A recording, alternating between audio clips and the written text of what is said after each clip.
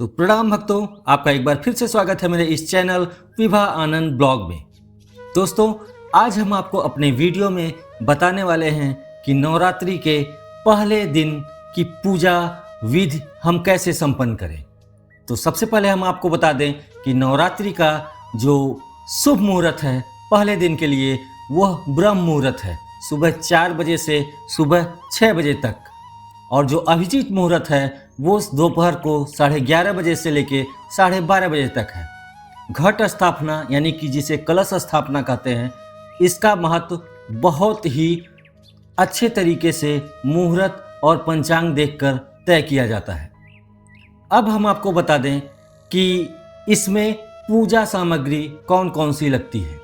सबसे पहली सामग्री है मिट्टी का पात्र जिसमें जौ को बोया जाता है। दूसरी चीज है गंगा जल और स्वच्छ जल। तीसरी चीज है आम या अशोक के पेड़ के पत्ते हों। और जो चौथी चीज है वो है नारियल, लेकिन ध्यान रहे कि नारियल लाल कपड़े में लपेटा हुआ हो। और जो अगली चीज है वो है कलश। वो मिट्टी का भी हो सकता है, तांबे का भी हो सकता है और पीतल का भी हो सकता है। और जो अगली चीज है वो है माँ दुर्गा की एक तस्वीर या मूर्ति हो। और जो अगली चीज है वो है लाल और पीला कपड़ा, साथ में चावल यानी जिसे हम अक्षत कहते हैं, रोली हो, हल्दी हो, सिंदूर हो, दीपक, धूप, कपूर और पंचामृत। पंचामृत का मतलब क्या होता है? जो दूध, दही, घी, शहद, चीनी, तल मखाने से मिलकर बनाया जाता है। प्रसाद के लिए फल, मिठाई और पंचमेवा होगा। और सुहाग की सामग्री भी रखी जाती है, जैसे चूड़ी हो गई, बिंदी हो गई, काजल हो गई। साथ में चढ़ाने के लिए माँ दुर्गा को फूल, बेलपत्र या दूर्वा, साथ में गेहूं या जौ जिसको हम अंकुरित करते हैं कलश में रख के। अब कलश स्थापना की विधि क्या है इसको बताते हैं आपको। पूजा स्थान को सबसे पहले खूब अच्छे तरीके से स्वच्छ और साफ कर दें और वहाँ एक चौकी रखें। माँ दुर्गा या शैलपुत्री माता की प्रतिमा या कोई भी चित्र स्थापित कर दें। एक मिट्टी के बर्तन में जौ बोकर उसमें थोड़ा सा जल डाल दें। कलश को गंगा जल से शुद्ध करके उसमें पानी भरें और आम के पत्ते लगा दें। कलश के ऊपर लाल कपड़े में लपेटा हुआ नारियल रखें। कलश पर रोली और अक्षत लगाएं और इसे माँ दुर्गा के सामने रखें और मंत्र बोलें, ओम ऐं ह्रीं क्लीं चामुंडाय विच्चे। इस मंत्र का आप जाप करें और कम से कम 11 बार तो बिल्कुल करें। अब माँ शैलपुत्री की पूजा विधि क्या है?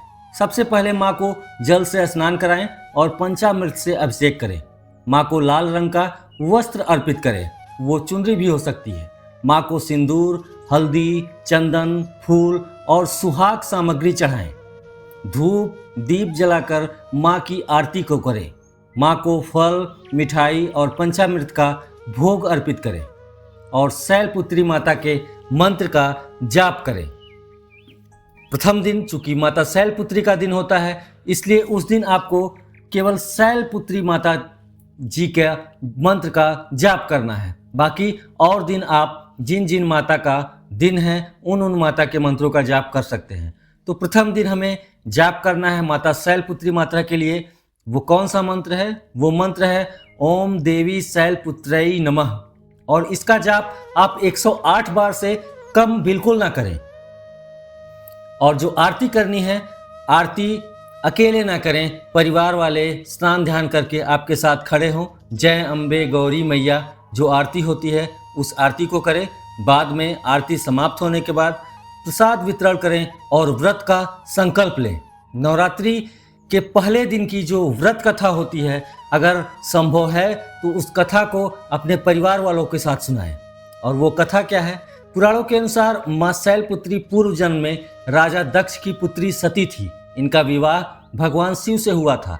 एक बार राजा दक्ष ने यज्ञ का आयोजन किया, लेकिन उन्होंने भगवान शिव को आमंत्रित नहीं किया।